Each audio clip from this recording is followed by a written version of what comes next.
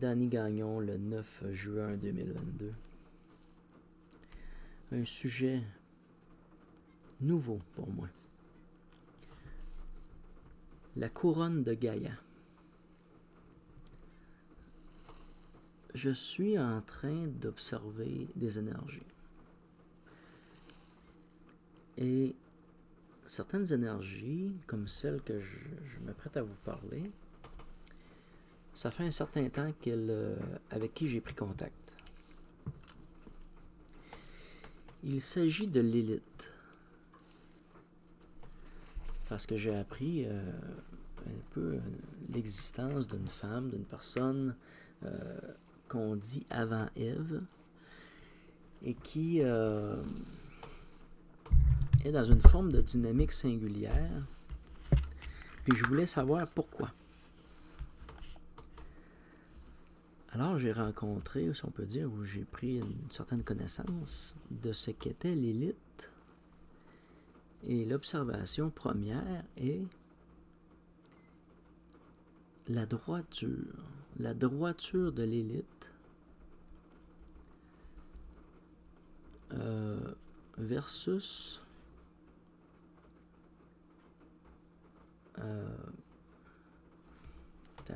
c'est pas la mesquinerie, c'est... Comment je peux dire ça? Je vais mettre mes lunettes là. La trahison, la frustration, l'amertume, il y a comme des sentiments conséquents opposés à la droiture. Les mondes qui nous envahissent, les mondes qui viennent pénétrer notre esprit, sont souvent fallacieux, sont souvent portés à nous corrompre et être des menteurs. Ils veulent être dans une dynamique de facilité et de se sentir bien, mais dans une forme de mensonge. Et Lilith, elle, le mensonge, ça y pue au nez. Mais Lilith, elle est comme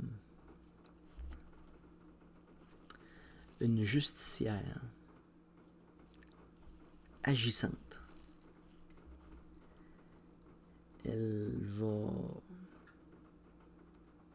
agir face à la tromperie, face à la trahison. C'est une facette du féminin sacré. C'est une réaction qu'on pourrait considérer comme négative, mais qui est un peu comme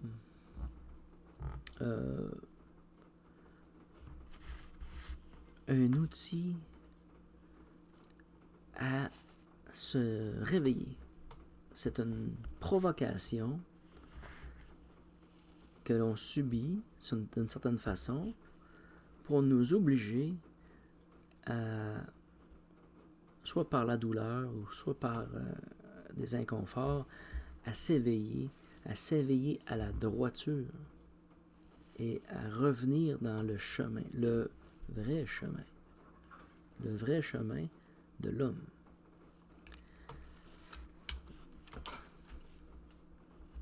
Donc Lilith, je dis de l'homme, le chemin de l'homme, le chemin de l'humanité, ou de la création de ce qu'est l'homme, de qui il est vraiment. Elle nous rappelle à l'ordre. Alors, ça fait un certain temps que je l'ai dans ma proximité. Et je décide il y a peu de... OK,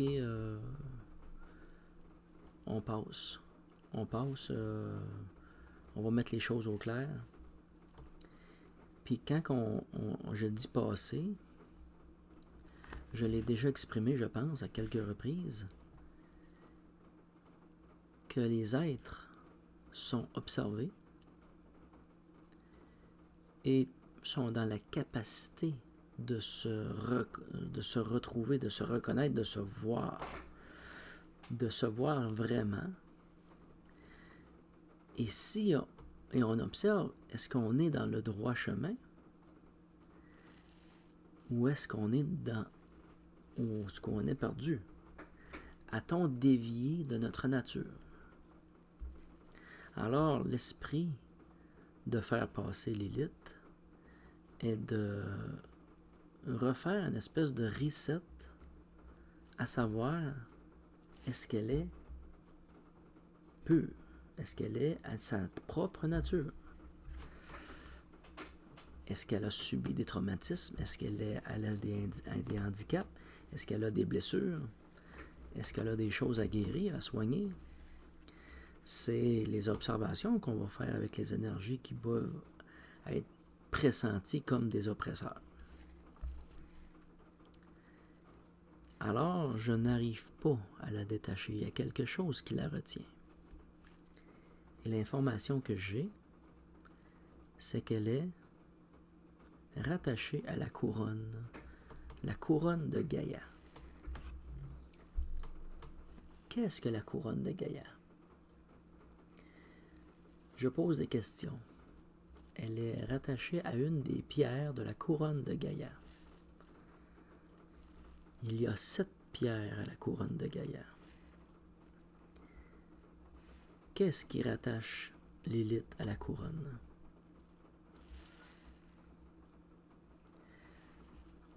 Alors, les premières observations sont un peu après, dans une vidéo, dans les choses que je cherche. C'est au niveau de Gaïa ou du féminin sacré, c'est la représentation du serpent qui fait 7 fois le tour de l'œuf. Pour moi, l'œuf est comme une terre vierge, est un peu comme la base de la programmation que j'appelle la programmation scalaire. Est un matériel de création potentiel de plusieurs choses. Et notre esprit est un peu comme un œuf dans lequel on peut insérer des éléments et va donner potentiellement quelque chose. Alors, le serpent fait 7 fois le tour de l'œuf. C'est une première observation. Les autres observations que je fais sont dans le phare enchanté c'est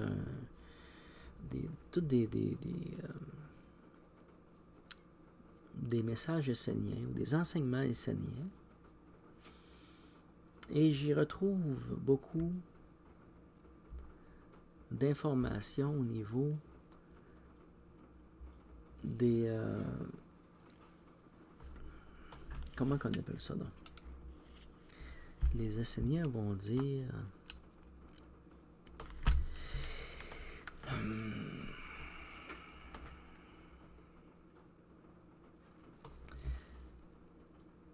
c'est pas des talents. C'est des valeurs. C'est des valeurs, c'est quelque chose de plus précieux. C'est... non, c'est sans être des dons. Moi, j'appelle ça... Attendez un petit peu. Moi, j'appelle ça des principes.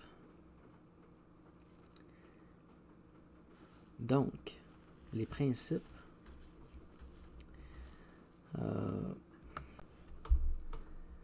des principes au niveau de la terre-mère, autour du féminin sacré puis du masculin sacré.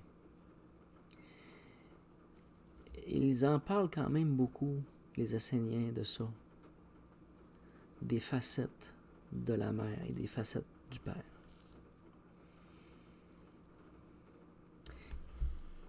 Et dans mes observations, soudainement,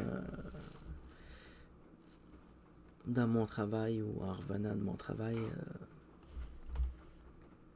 ce que j'observe, c'est justement les principes. Mais les principes de la mort, ça me vient en tête. Les principes de la mort. Les principes de la mort.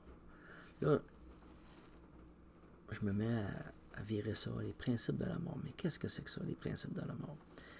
Donc, la mort est un principe. La mort est un principe, ou la mort est, ou plutôt les principes de la mort.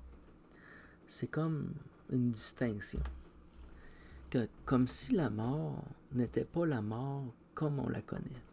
C'est un peu comme si la mort n'est pas ce que l'on pense être, mais sont des principes ou des phases, un processus, un cheminement.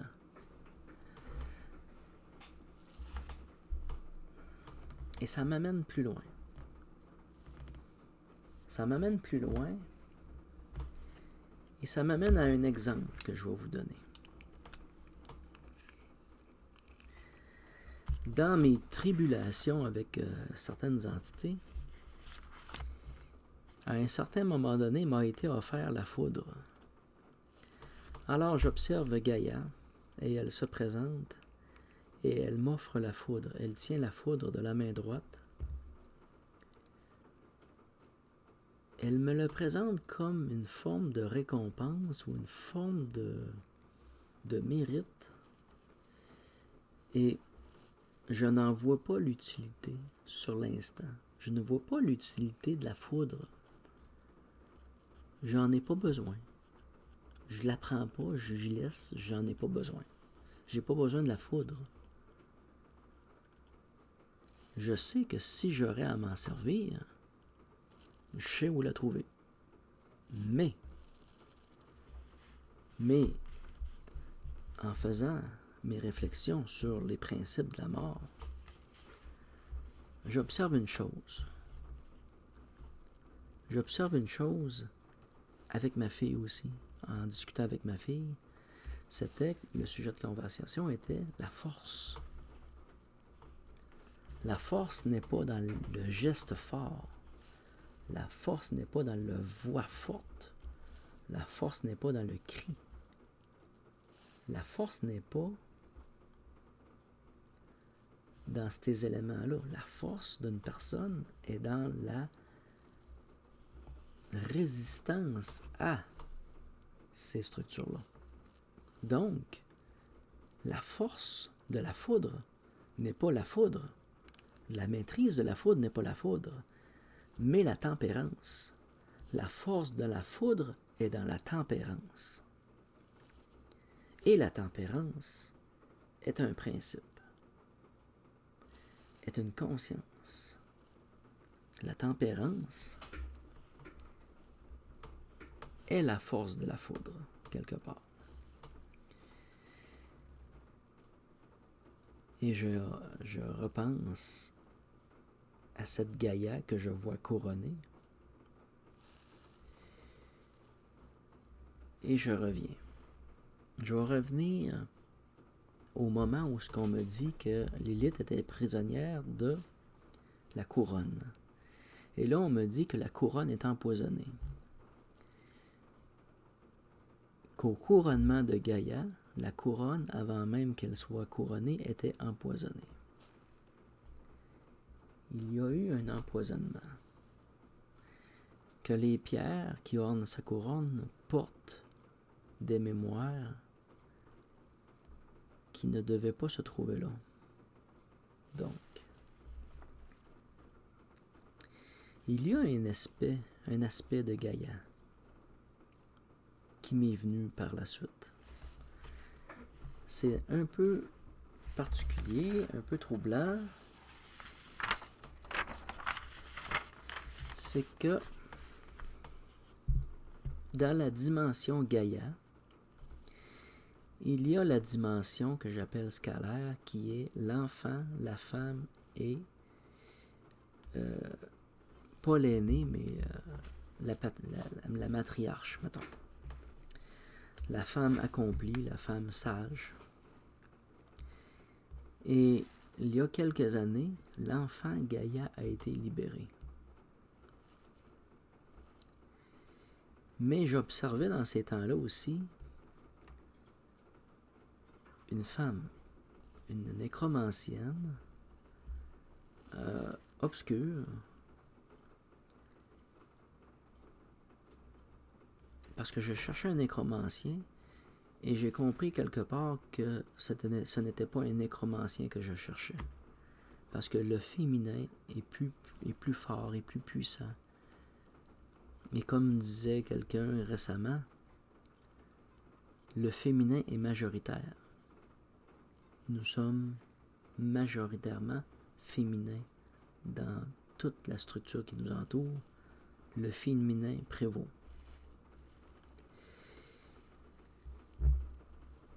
Et je me suis mis à observer ou à chercher la nécromancienne. Je ne la voyais pas dans Gaïa, mais je l'observais dans la face opposée. Comme si Gaïa avait une jumelle. Comme s'il existait une Gaïa sombre. Mais la question ou la révélation que j'ai observée, que j'ai vue, c'est que ce n'est pas une jumelle. C'est plutôt 3 sœurs jumelles. Comme si Gaïa serait 3 femmes semblables, identiques, mais en plusieurs formes. Ce que je vous dis là, vous en prenez, vous le prenez pas. Je vous demande pas de me croire. Ce sont des observations. Je vous demande pas de me croire.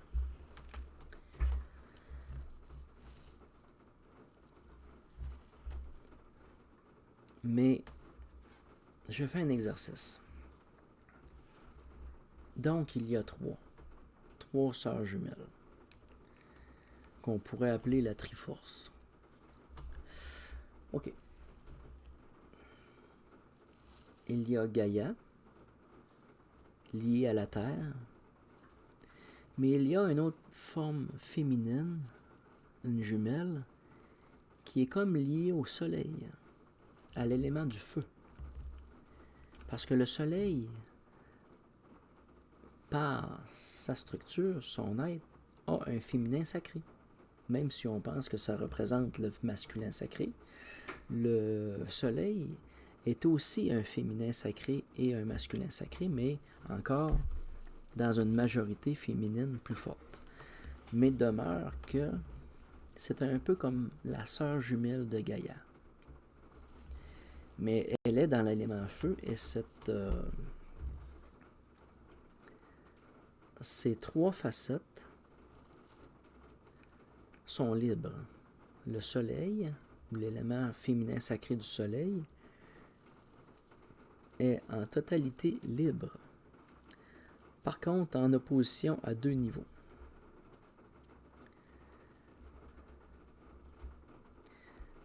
L'élément enfant de ce féminin sacré-là est en opposition avec, si on peut dire, la vieille femme de Gaïa. Et ce même féminin sacré-là, au niveau de sa femme, de sa féminité centrale, est en opposition aussi avec la vieille femme Gaïa. Parce que la partie Gaïa, si on peut dire vieille ou être aliénée, est prisonnière encore. Elle est encore prisonnière. Et il y a des parties solaires qui sont en opposition avec une de ces formes. Et il y a aussi la sœur, la 3e, qui, elle, est dans une facette qui, on dit, plus obscure. Mais elle a, comment je peux dire ça, de grandes vérités qu'elle porte. Elle est dans la facette ou dans l'originalité de ce qu'est l'élite.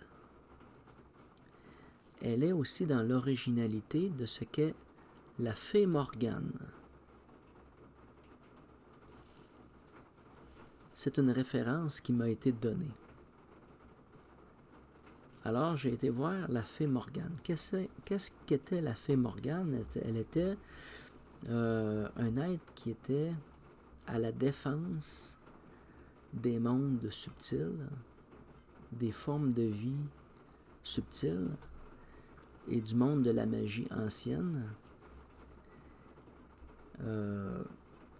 qui était appelé à être à ne plus être reconnu. C'était comme un peu une défenseuse, on peut dire, de l'ancien monde.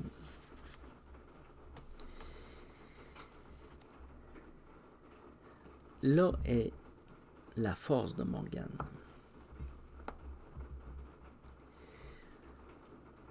Donc, Morgane, enfant, est comme une sœur, est une sœur de Gaïa. Ça fait drôle de dire ça de même, mais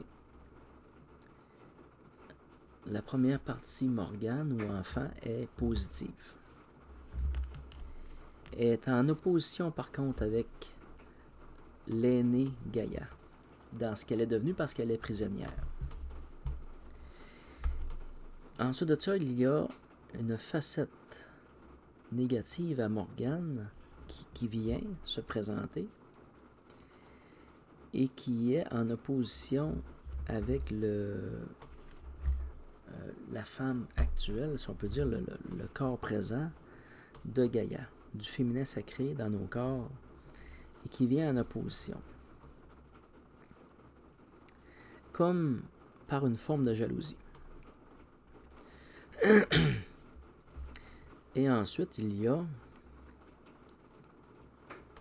le personnage de Morgane, mais âgé, qui est dans sa sagesse, qui est en compassion avec l'enfant Gaïa, avec la femme Gaïa, et qui est en opposition avec le corps de sagesse, on peut dire, complet de Gaïa, est en opposition. Et c'est là qu'est sa facette d'obscurité. Parce que de façon générale, que ce soit Lilith ou Morgane, si ça ne serait pas de la facette obscure de Gaïa, elle serait assez positive, même très positive. Il s'est créé un déséquilibre à l'emprisonnement de Gaïa, à la corruption de Gaïa. Il y a eu, dans un âge,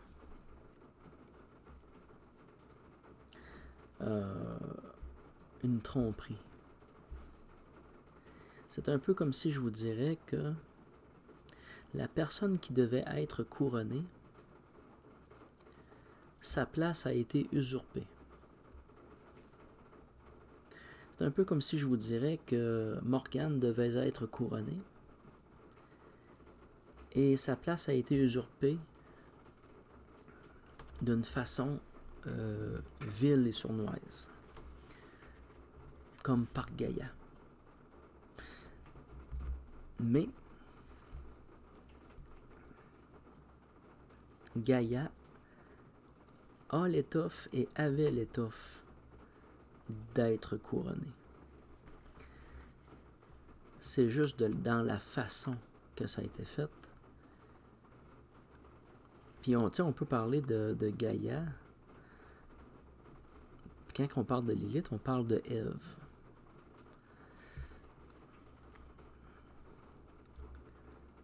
C'est un peu comme si je dirais que Ève ne devait pas être la première femme et que ça devait être Lilith. Il y a eu une trahison.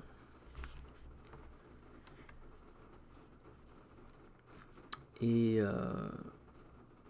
là a commencé un peu, si on peut dire, les troubles. Donc, Lilith est comme rentrée dans l'empoisonnement de la couronne de Gaïa, dans cette dynamique. Mais il y a 6 autres éléments qui ont été corrompus. Bon, ça reste une observation que j'ai pas approfondie parce que avec les principes de la mort, j'ai été dans un autre chemin et je vais vous en parler de façon plus profonde parce que ça a comme plus de sens.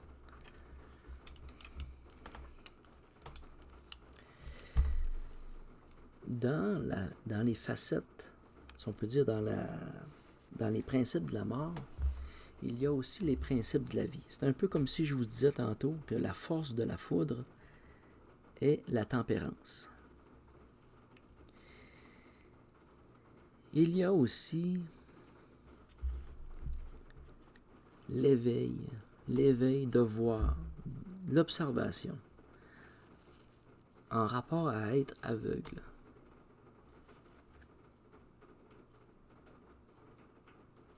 Donc, la force d'être aveugle, c'est de voir.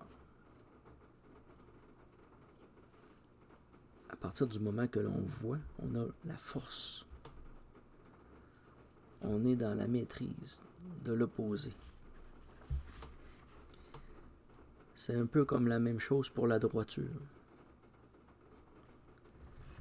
De ne pas être dans le mensonge. D'être vrai. Il y a aussi la souplesse. Il y a une nécessité à la souplesse pour vivre. Il y a une souplesse, il y a une diplomatie. Il y a une diplomatie. C'est un peu comme la sœur de la tempérance. C'est quelque chose qui est une facilité, sans dire zigzaguer, mais de nuancer la conscience et d'enlever de la rigidité. Donc, la souplesse est dans l'opposition, dans l'opposé à la rigidité.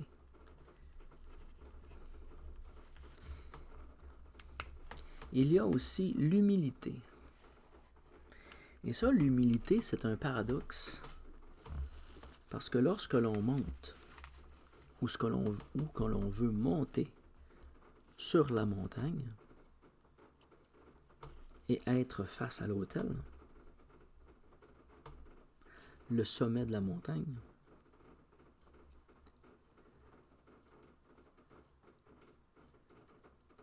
pour y être et pour s'y tenir, il faut être dans l'humilité.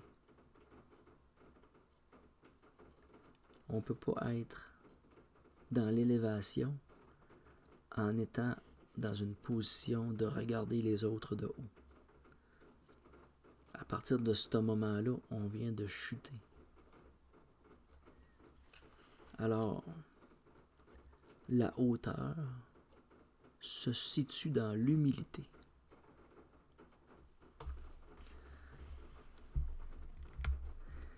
La miséricorde. Je vais vous donner un exemple. Et ça, la miséricorde, le corps mental est un peu une forme de support à la miséricorde. C'est un peu étrange à dire, mais je vais vous donner un exemple. Je connais un jeune garçon qui, à tous les soirs, très souvent, fait des terreurs nocturnes. Il est dans des mémoires où on lui refait vivre des mémoires. Il y a des mémoires qui reviennent et il est à genoux dans son lit, les mains liées, et il fait ça. il est dans une terreur, il est effrayé, il est dans la prière et il supplie. Et tu observes qu'il observe l'horreur. Et tu observes qu'il subit des traumatismes et qui est dans la douleur aussi.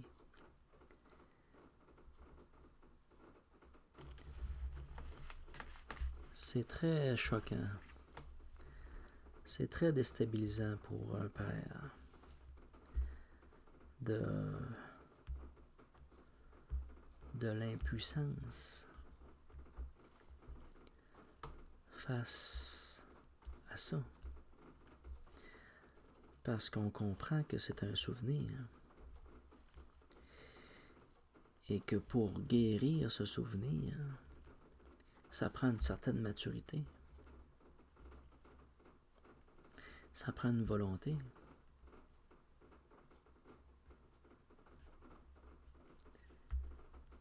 C'est toute une guérison à faire. Puis pour un enfant de 5 ans,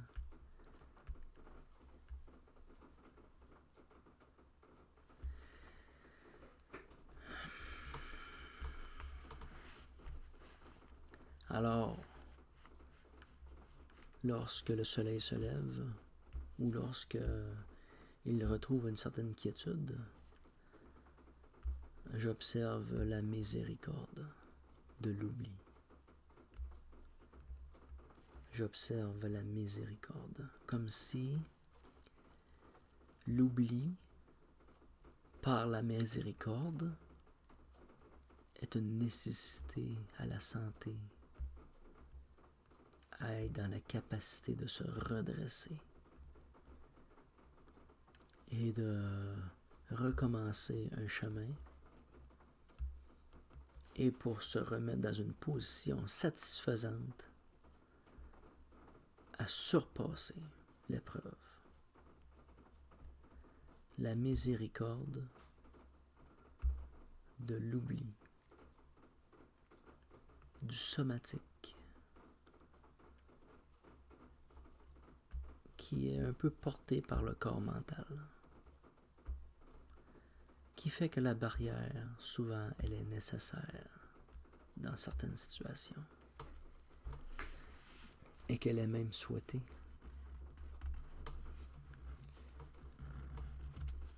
Si, dans le cas présent, cette barrière ne viendrait qu'à se dissoudre par quelques-unes de mes actions, je serais vraiment bien embêté de l'aider, ce jeune garçon.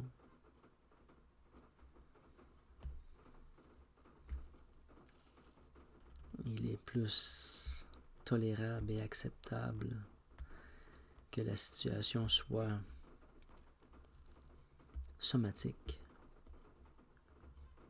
et qu'elle le demeure encore pour un certain temps. Il y a aussi dans les principes de vie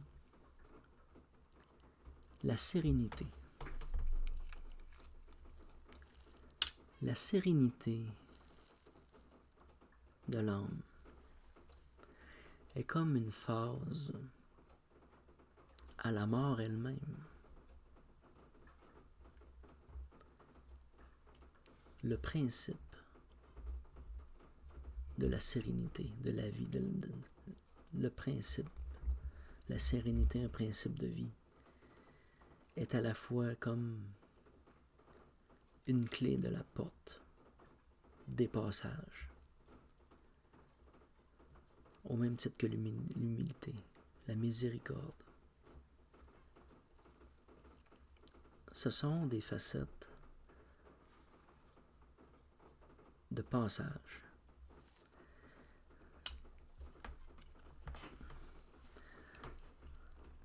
Alors, il y a à la couronne de Gaïa les facettes de la sérénité, de la miséricorde, l'humilité, la tempérance, la souplesse, l'éveil et la droiture.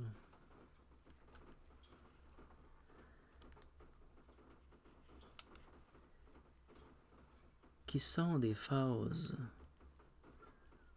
dans la vie de notre vivant, mais des phases intérieures pour être dans le passage d'état de conscience à un autre. Ils sont des clés pour traverser les états de conscience, les différentes densités de conscience, et qui nous permettent, de notre vivant, dans notre corps, de notre vivant, de, sans dire s'émanciper de la mort, mais de la vivre autrement, sur une autre échelle. Sur une autre échelle de conscience.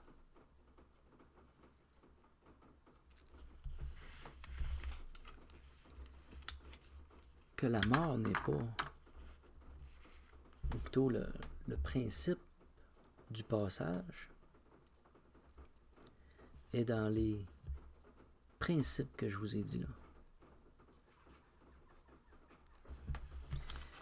C'est quand même relativement exhaustif. Ce sont des premières observations que je fais, qui sont récentes, et que je vous partage. Ils sont sûrement pas dire purifiés, mais précisés dans les mots et dans la compréhension elle-même.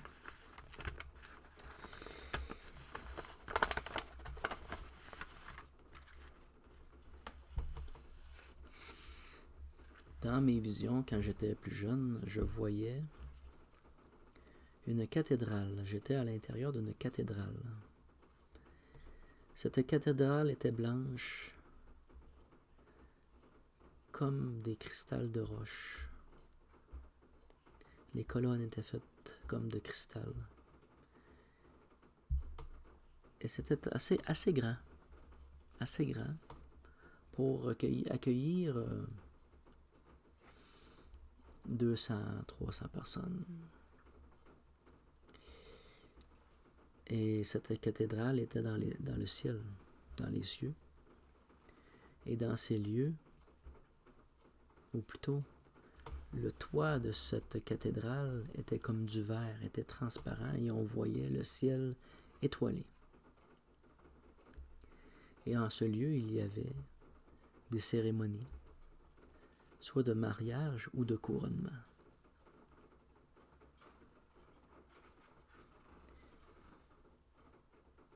Et j'ai assisté à certains événements.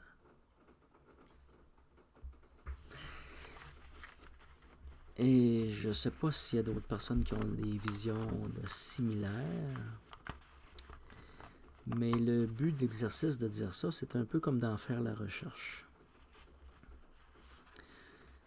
C'est un peu comme vous dire aussi que j'ai commencé à faire des soins énergétiques. Puis j'ai découvert quelque chose de surprenant récemment, la semaine passée. Je fais un soin énergétique à ma fille. Et je débloque les chakras, en commençant par le 7e, en descendant. Et lorsque j'arrive à la hauteur du cœur, il y a une obscurité, il y a quelque chose d'étrange. J'avais observé dans la partie haute, un peu plus haut, comme un effet de feu, de brûlure. Donc j'ai fait le nettoyage du feu, ce qu'on appelle le barreur de feu, pour nettoyer les chakras à plus haut. Et lorsque je suis arrivé plus bas, je me suis rendu compte que j'étais devant une situation comme si le corps avait été brûlé. Et donc, j'ai fait les soins. J'ai fait les soins dans la mesure que je me rappelais, parce qu'on venait tout juste d'avoir la compréhension des soins des barreurs de feu. Et j'ai été au mieux. Mais je me suis posé la question et j'ai posé la question à mon formateur. Est-il possible que des entités s'émissent dans nos corps pour soigner leurs blessures? Et la réponse a été que, dans le cas présent, c'était une mémoire transgénérationnelle. Alors, je me suis retourné et je me suis posé la question, quelques jours après, mais de quelle génération?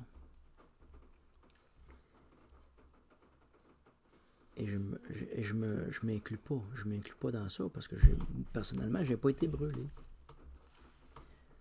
de mon vivant. Et je cherche d'où vient cette mémoire transgénérationnelle de brûlure. Et je me tourne vers la mère et on me dit non, c'est pas vers la mère, c'est vers le père. Alors je me regarde et ok, je porte une mémoire de brûlure. Mais elle vient de quelle génération? Mais elle n'est pas en haut de moi. Elle est de moi, mais d'une mémoire de moi. C'est un peu comme si, je vous dirais, que lorsque je suis né avec mes mémoires. Et quelque part, j'ai laissé un legs d'une mémoire de feu à ma fille. Ça sera pas long. Alors, je ne pensais pas que c'était possible que en dehors de la transmission transgénérationnelle, qu'on puisse passer d'une mémoire personnelle pour qu'elle devienne transgénérationnelle. Et c'est une mémoire que je porte, que j'ignorais. Par contre, j'ai souvent fait des rêves d'un ours qui me poursuit. Et souvent dans ces rêves, je dirais pas souvent, dans tous les rêves que j'ai faits de l'ours, les jambes me manquent pour me sauver. L'ours me rattrape. J'ai toujours considéré l'ours comme mon animal totem, comme faisant partie de moi. Et j'ai su il y a peu de temps que l'ours était le symbole des guérisseurs. C'est un esprit de guérison. L'ours est la science des plantes et la science des éléments pour la guérison. Et comme s'il avait un message à me transmettre à propos de mes jambes, de mon vivant, de mon corps. J'ai jamais eu vraiment de difficulté avec mes jambes, hormis dans la peur, où les jambes me manquent, hormis dans mes rêves, où les jambes me manquent.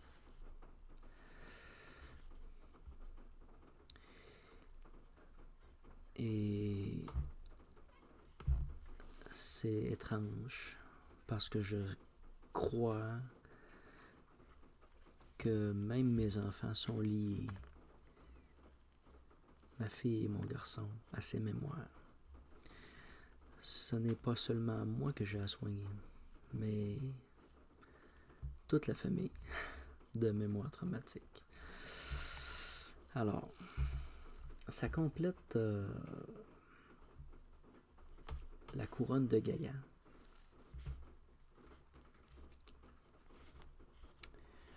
Pour l'instant.